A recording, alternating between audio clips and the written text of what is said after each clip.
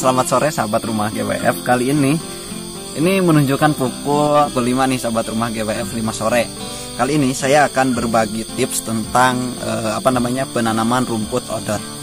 Ini rumput odot yang simpel dan insya Allah hasilnya akan maksimal.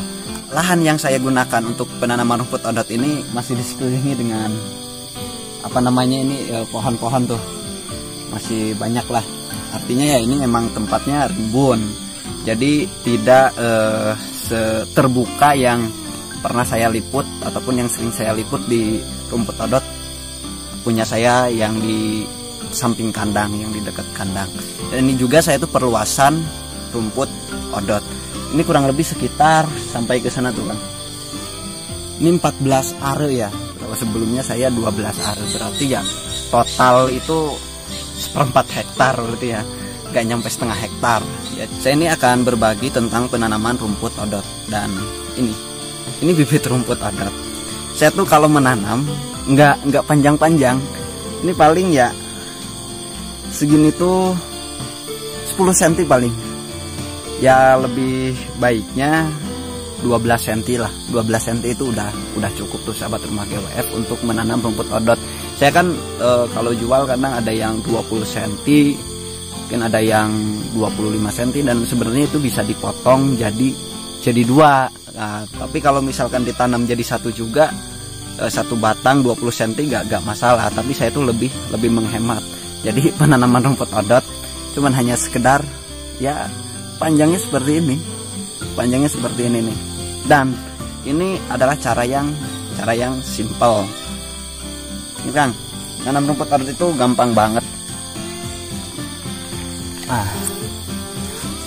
Ini kan cuman ya kasih sejengkal lah tuh. Sejengkal paling segini itu 25, 30 atau 50 cm gak masalah. Ya itu tergantung bibit kita. Gimana, simpel kan? Ini cara nanam rumput odot tuh cuman gini. Tapi sebenarnya banyak metode ya penanaman rumput odot itu, tapi saya tuh sering menggunakan ya metode yang seperti ini. Kalau penanaman rumput odotnya tuh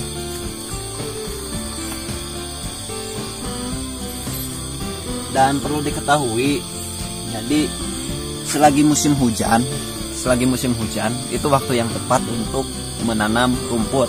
Kalau udah musim kemarau, mungkin saya sendiri gak akan jualan rumput tuh. Saya kasihan kalau misalkan jual juga. Kadang orang tuh gak tahu kalau misalkan kenapa sih penanaman rumput odot itu bisa gagal. Ya mungkin bisa jadi dari kualitas bibit yang pertama, yang keduanya bisa jadi dari pas penanaman. Ya penanaman musim kemarau saya gak terlalu meyakinkan untuk bisa tumbuh secara maksimal. Ya ini lahannya ya. Lahannya mungkin bisa di shoot ke belah sana, Kang. Ini tuh. Jadi sebelumnya kita kasih round up dulu ya. Jadi si rumput liarnya kita semprot, kita matikan. Nah setelah dimatikan si rumput liar, kenapa harus disemprot dulu ya? Kalau gak disemprot juga sebenarnya gak masalah. Tapi kenapa harus disemprot dulu? Karena si rumput liarnya itu tumbuhnya gak cepet gitu. Jadi nanti ketika si bibit ini sudah tumbuh, itu akan kalah si rumput liarnya. Nah selanjutnya setelah disemprot, lalu diolah lahannya. Jadi kalau bahasa orang Sunda mah dibaladah. Jadi ini tuh dicangkul dulu semuanya. Udah dicangkul, setelah dicangkul baru dikasih ini apa ya disebutnya itu? Kotak. Di kotak enggak di bedengan. Ya, setelah dibalada, setelah diolah lahannya baru dibikin bedengan tuh. Nah, setelah dibikin bedengan, kalau misalkan sudah ada pupuk, bisa saat pengolahan lahan itu dikasih pupuk kandang.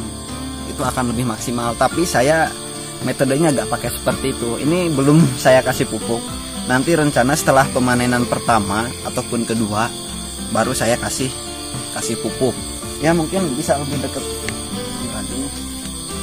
Ini kan simpel. Yang penting intinya kan yang ketanam ke tanah itu, intinya si ruasnya ini terkubur sama tanah tuh.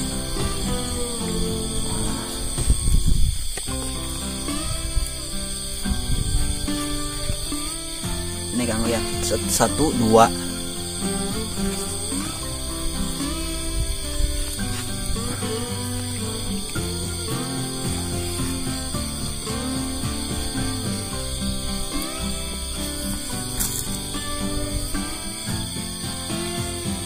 Sangat simpel dan mudah. Tapi ya rumput odot juga maksudnya nggak boleh asal tanam. Jadi mentang-mentang rumput, tanahnya gak diolah dulu, gak dikasih pupuk dulu, mungkin bisa tumbuh, tetapi hasil kemungkinan tidak akan maksimal tuh. Jadi ya walaupun kita menanam rumput odot, ya kita diolah dulu lahannya.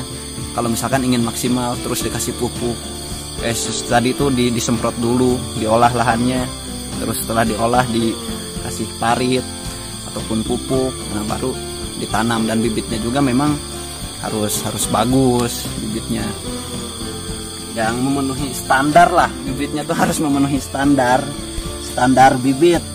Jadi kalau usia masih muda, ya mau gimana lagi, mungkin kurang bagus. Oke, mungkin itu saja ya di video kali ini yang ingin saya sampaikan terkait tentang penanaman rumput odot.